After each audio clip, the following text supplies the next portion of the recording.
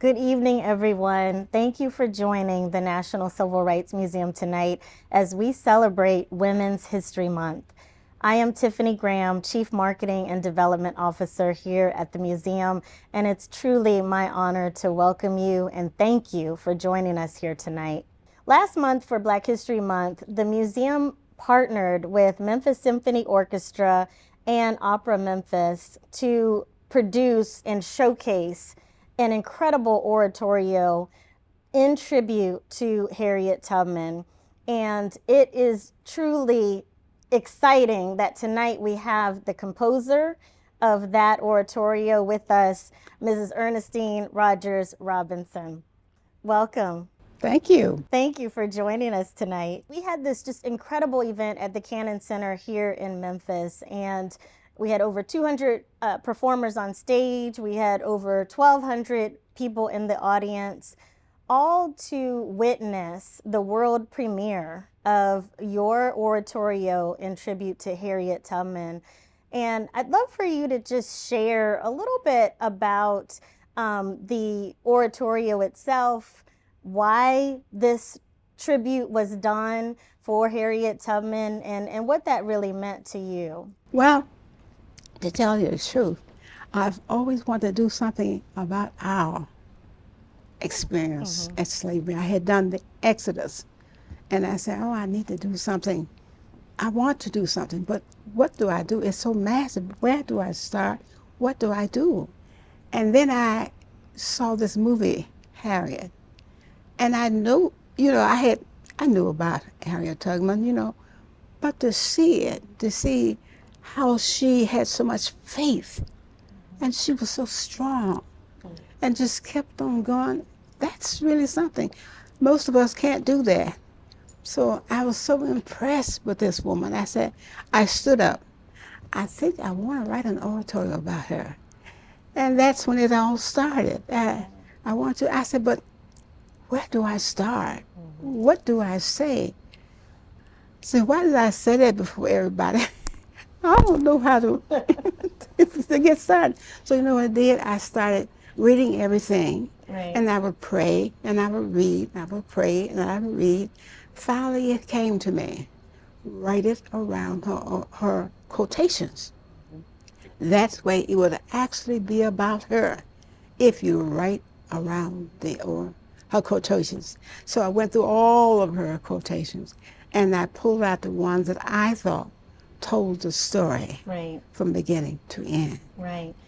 I tell you, it was truly magical that day. And as I was sitting in the audience, and I couldn't help myself, I just kept having to look around, 360 view of the incredible crowd that was gathered, across race, across gender, across age, all in celebration of Black history. In celebration of Harriet Tubman, in celebration of you as a really world-renowned composer.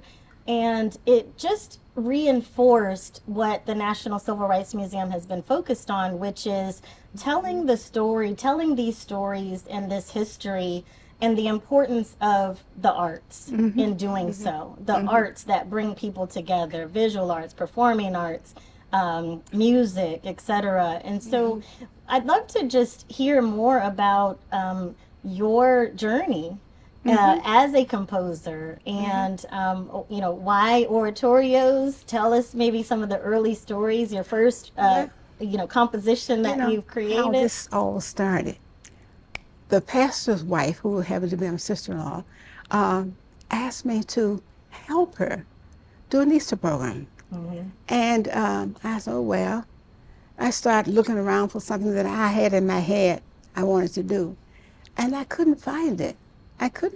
So I said, well, I think I'll just write what I like. And I began to write it. I said, now, wouldn't it be nice to have songs complement every poem, every script? That would be so nice. So I'm not a music person. I asked the choir director. She said, oh, no, I can't do Handel's Messiah. I asked the music director, who was qualified, who told me he couldn't help me. So I just decided to use familiar hymns that I knew about to implement what happened. But you know what? I got it all together. And then I decided, I think I want to go to church, but I better go with one more time to make sure that I have it right. And so I took my papers and all the program, and I went into my bedroom.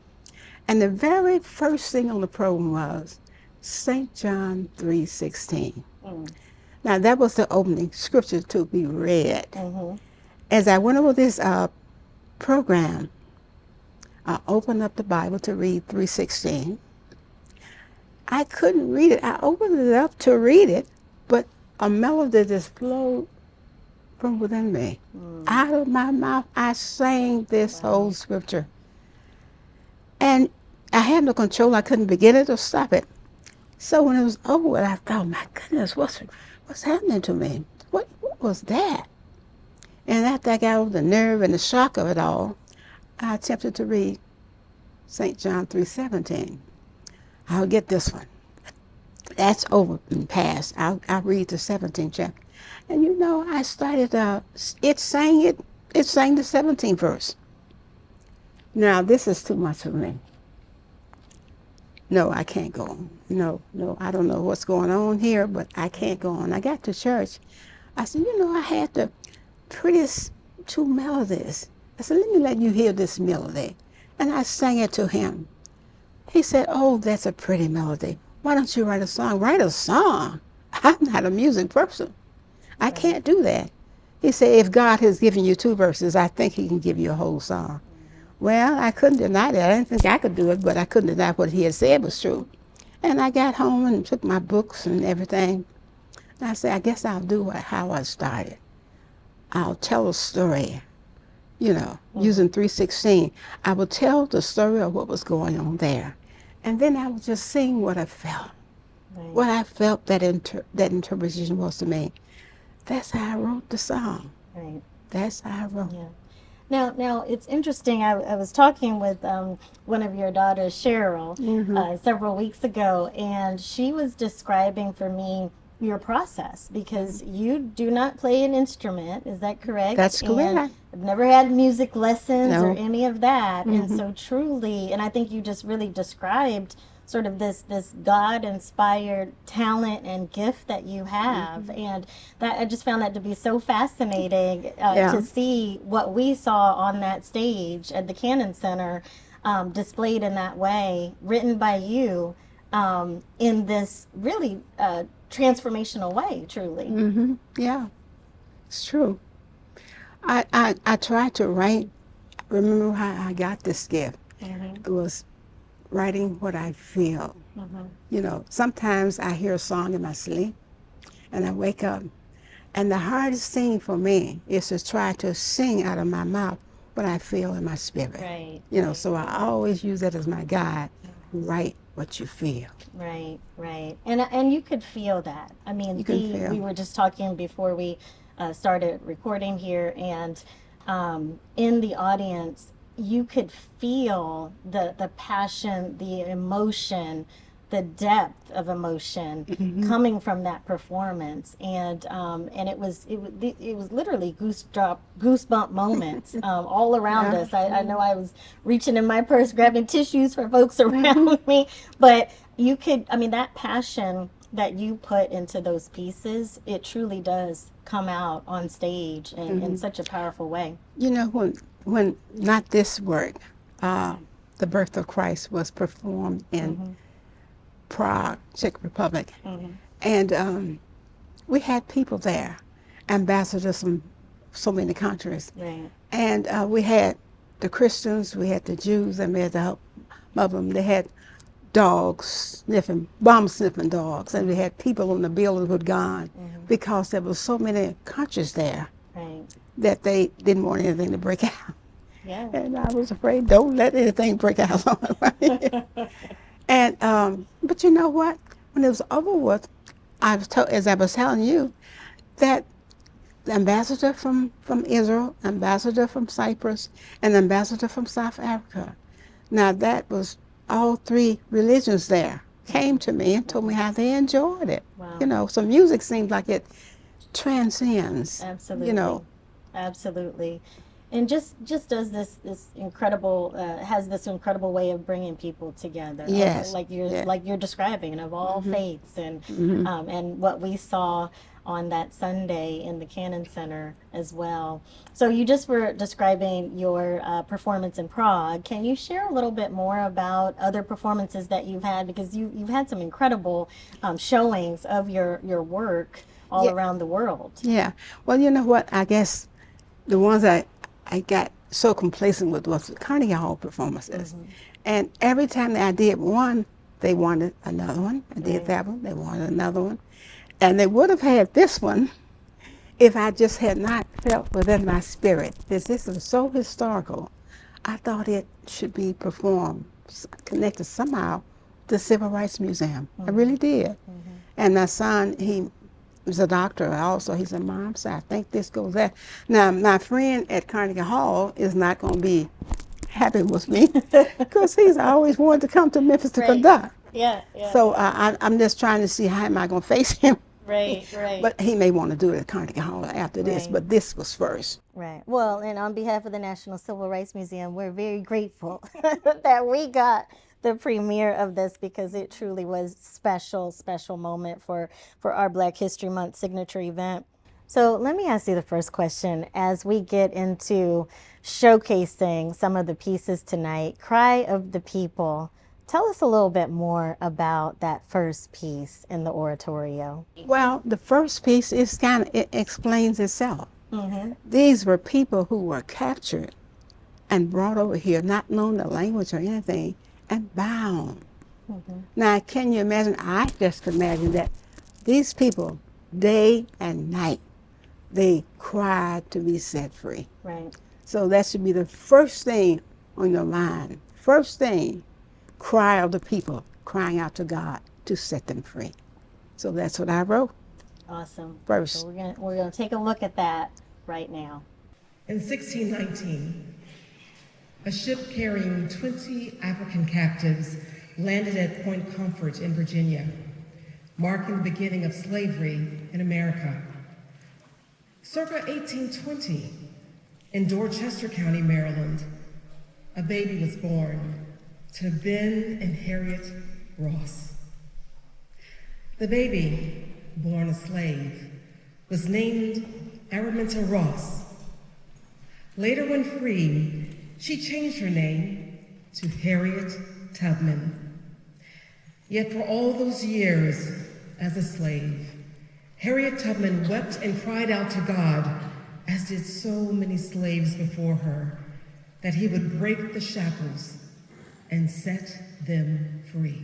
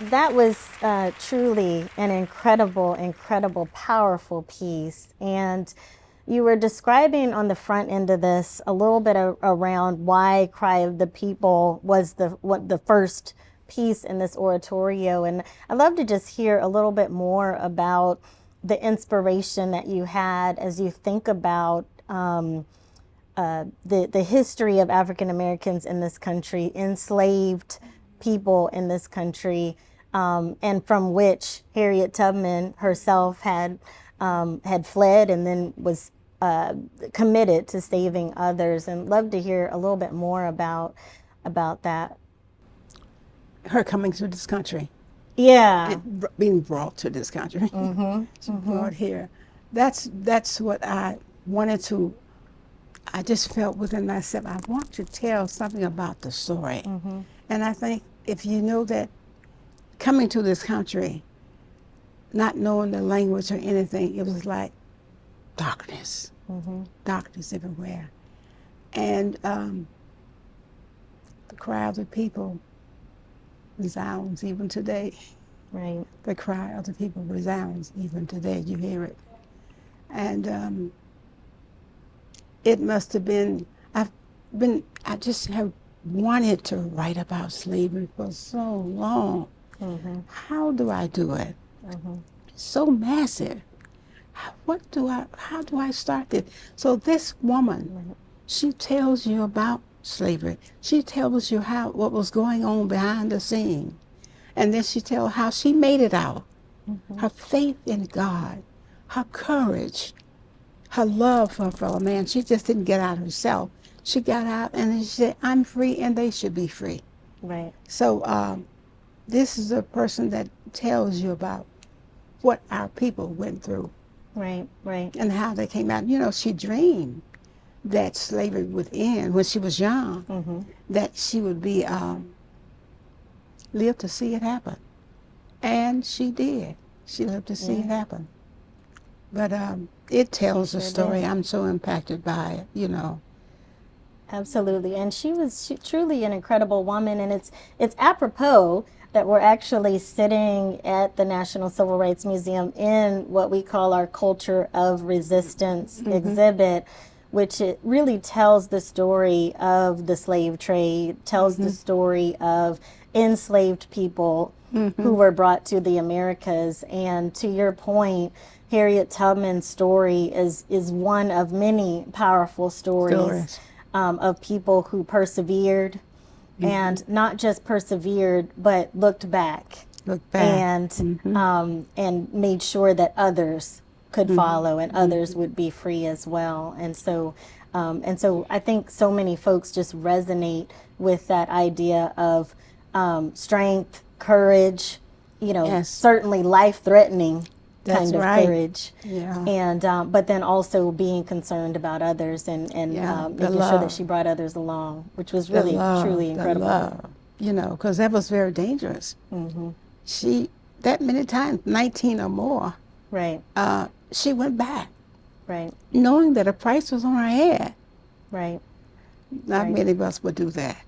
That's a good point. That's a good point. You know, we say that often here at the museum as well when we think about the courageous stories of so many through slavery, through Jim Crow. You know, where would you have been in that story? You know, would you have had the courage? I would like to have had it, but I don't think I would have had that type of courage. I really don't think that I would have. I would have had the compassion, and the love, but to resist. Right. Oh, no, I didn't. I don't have that. It's difficult. It's really difficult. So, what was really powerful too in this performance is Janice Curtis Green, an actress who portrayed Harriet Tubman during the performance, and it was just really, I think, an interesting way to present Harriet herself embodied in this actress, and also the historical narrative that you were able to weave in through her direct quotes, weaved into all of the musical performances. Can you tell us a little bit more about that? Yeah, well, that was a bit, that took a lot of time because I had to go through all of her quotations, which there are a number of. And then I had to decide, what do I want to use to tell the story? I can't use it all, but what do I want to use to tell the story from the beginning through to the end, direct. I want it to flow. I want it to just flow like a river. Right. You know, that's what I wanted, and what I Right.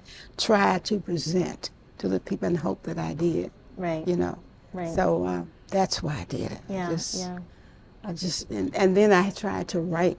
I had to write to go with what she was saying. You know, and then after I had written, then I had to write the song.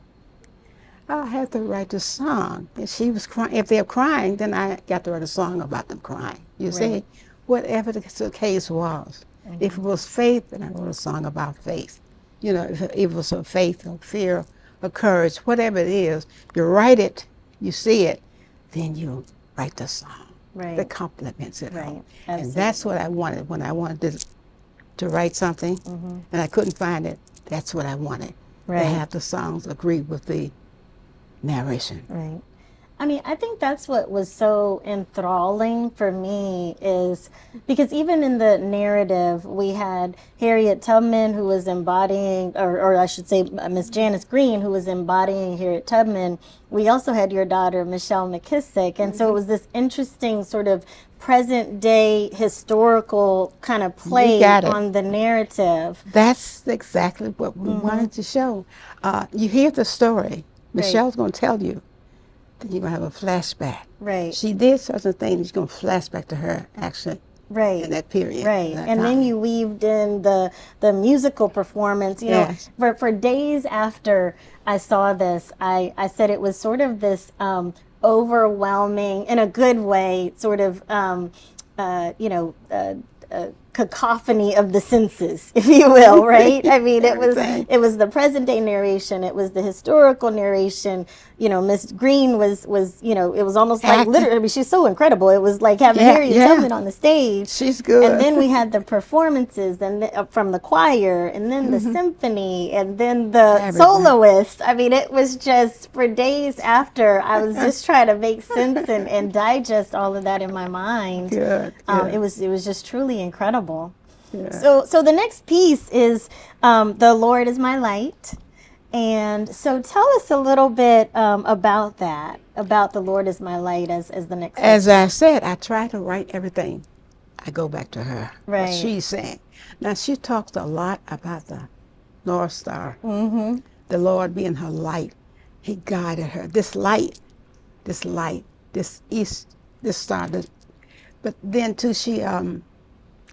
it was the Lord. What she said, it was the Lord that guided me, that used this light. She said he put it in the sky, in the heavens, to guide me. He put it in the heavens, and he gave me the strength of my limbs. Absolutely. So she said I was ready. And so when I wrote that, it's just what she said. You know, I just wrote what she said. Right. It was this light. So I tried to express that in a song, what she felt. Right. So let's do a look back at "The Lord Is My Light."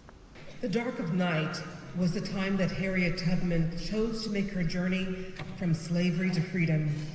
The North Star was her guiding light, but God was her guide, and freedom was her hope. God's time is always near. He set the North Star in the heavens. He gave strength to my limbs. He meant I should be free.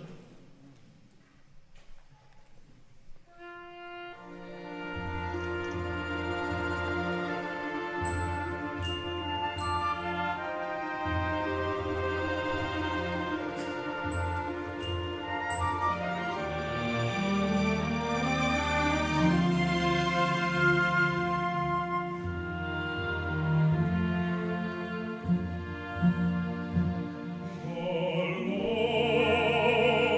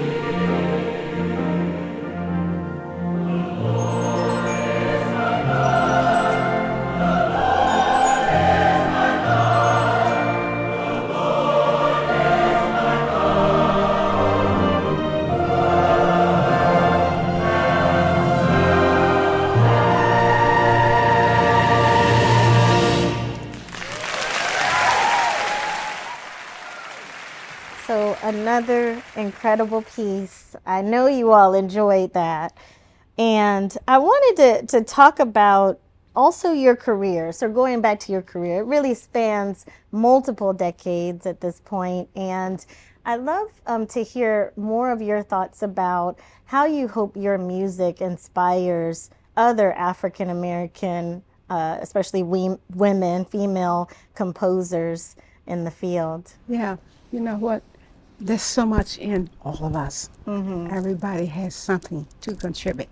Everybody, because never would have thought that I would have contributed this. You know, I was in college majoring in mathematics and philosophy and all that. This was far from what I aspired to do. Then I got to the place where I wanted to be my sister, they had to pull the plug on her, and I wanted to be a medical ethicist to help people with that. All these things I wanted to do, but I just settled for this, you know, when I was trying to get my graduate masters and stuff and all this other stuff. You know what happened? Everything stopped. They stopped registration.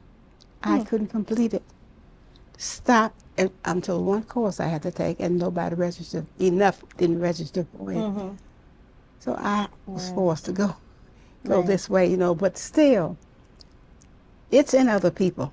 They have this gift. They have this talent. If they will use it. Don't say, I used to say all the time, why did you give this to me? I don't know anything about music. Why didn't you give it to someone with a PhD and all of that? They would have the connections to go further, you know. But my very first concert was done at Carnegie Hall. So whatever you wait for, you look, it seems like you're losing time, but you're not losing time with God. So my first concert that I had, well, I had something on an organ, but it wasn't a concert for audience.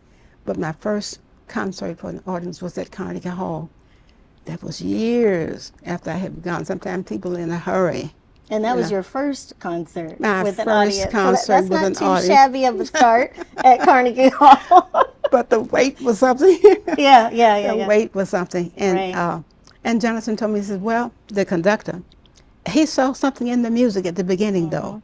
And I went out in Portland, Oregon to do it, which ended up being a PBS documentary. But he saw the documentary, and then he told his boss about it. He saw it. He said, we want to do it here. So that's how I got to Carnegie Hall, the PBS documentary that I did, that aired nationally. So it's been a wait. But you know what? I haven't been in a hurry. It's just moved very slowly. I've done a lot, but it's moved very slowly. As you've been inspired. Yes. You know, I waited for the inspiration to hit me. You know, like I wanted to write about my slavery, long time ago. But it just came when I saw that movie. And I did Exodus. And that was, look, it was a sellout crowd. Sellout crowd at Carnegie Hall. That's something. But still, I hadn't done slavery, my people. Right. And when that came out, that's it. Right. No doubt who I wanted to use. Right. Yeah. No doubt about it. Because, Yeah. One thing that struck me about her was that love. 19 times. That love that she Right. had.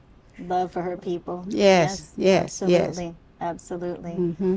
That's incredible. And it just comes right on time, as you are inspired. And did I hear you say that you were a math major as Yes, well? I yes. was a math major Really? in college. Yes, yes. So, and there's that connection between math and music. So that's where some of that comes, I'm sure. I'm sure that's what Yeah. a lady told me. I spoke at Carleton College in Minnesota. Yeah. And she told me, she said, I've heard of other people in math and philosophy come out doing music. Music. So it's Yes. something that will, Absolutely. music is very mathematical. That's right. That's right. When I started out writing in the beginning, I was more close to math than I was to music. And so I used mathematical terms. Right. If I wanted a song to go endless, I just put the infinity sign up over that note. Love that. Love that. Let it go a long time. Yes, I love that. So girls, you can do math. Girls do math. You got evidence Yeah. right here. Okay. That's awesome. So, all right, we're going to show a final selection, and it is called Fear Not. So tell us a little bit more about Fear Not. Oh, that's very obvious. Harriet, she seemed to have no fears. Right. And when she got herself out, then that was not enough. She wanted to see other people free. Right. And so she had gone through this experience, and she knew what you had to face. So she told the people, look, you're going to have people, you're going to have dogs coming after you. You're going to have people shouting at you. You're going to have lights. You're going to have all of this. I'm telling you now, you're going to have it. But you must never stop. Right. Keep going. Keep going. Don't ever stop. That's a Right. good lesson to all of us. Right. Yeah, absolutely. Keep going. Absolutely. So after she was what she was telling them is, don't be afraid. Right. Fear not. Right. So I said, now how can I capture that in a song? Fear Right. not. And I saw the people she was telling me. I saw that as being the people of God, the children of God. The children. So therefore I want children, little children. I know all of us are children of God, but I wanted the children to depict Right. that. And so they were afraid of using the children, but they came forth. Right. It was beautiful. Well, and I have to say, I think this might be my favorite piece of the oratorio because, to your point, it was so intense, right? It was intense, but it was also hopeful. And, I think that's really what this oratorio was all about, really. And what Really? Harriet Tubman's Really? life was all about Yeah. is persevering. We talked about courage earlier. Certainly a whole lot of intensity, but at the end of the day, hope for the Hope. people. So let's take a look. I was free, but there was no one there to welcome me to the land of freedom. I was a stranger in a strange land. And my home, after all, was down in Maryland because my father, my mother, my brothers, and my sisters and my friends were there. But I was free, and they should be free. In her mission to help free other slaves, Harriet Tubman became a part of the Underground Railroad, which was a network of people and places that helped slaves escape. I was a conductor on the Underground Railroad for 8 years. And I can say what most conductors can't say. I never ran my train off the track, and I never lost a passenger.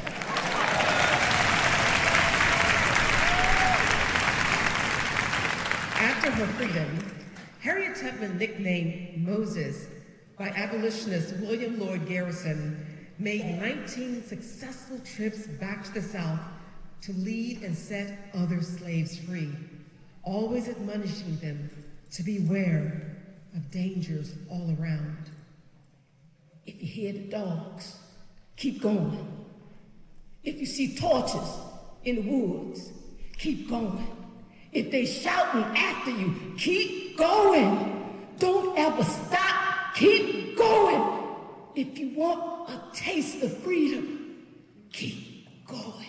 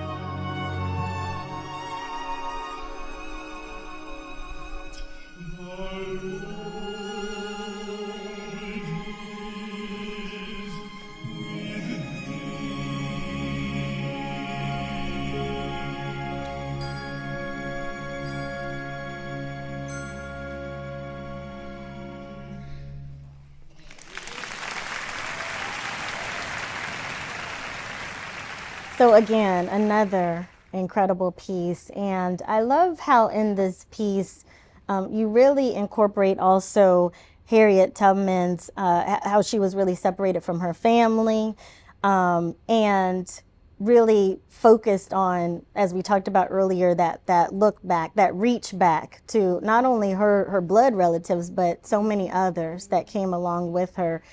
And as we've mentioned a few times today in this discussion, this idea of family, you had your daughter, Michelle, who was a part of this production. I believe your granddaughter was also in the choir. Is that right? Two Two granddaughters in the choir. One playing the violin. And one playing the violin. I love that. I love that. And so talk a little bit, as we're closing this conversation, talk a little bit about family, what your family means to you, and what it meant to you to have your family with you as you premiered this world Well, you know what? piece. Family is very important. Yeah. Not only were they helping me present this project, the family has really been the force. God has given my family to be my support. I didn't have to go to anybody. My husband produced the album. My family did all editing, documentaries. The talent was in the family. So we've always had talent in the family.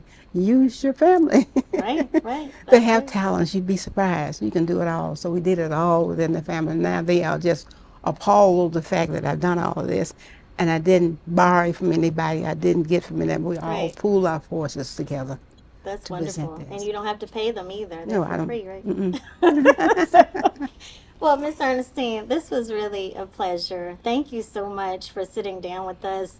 We were talking earlier, and after this performance, we just knew that we needed to rebroadcast it. We had to. We had to make sure that as many people as possible would have an opportunity to see this, and not just see the piece, but also to meet you, the powerhouse behind this incredible piece of work. And so thank you for thinking of the National Civil Rights Museum. Thank you for bringing this to Memphis, your hometown. Our hometown. And It's been nothing like it.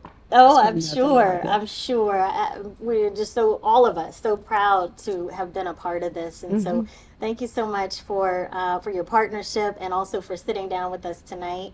This was really amazing. Thank you.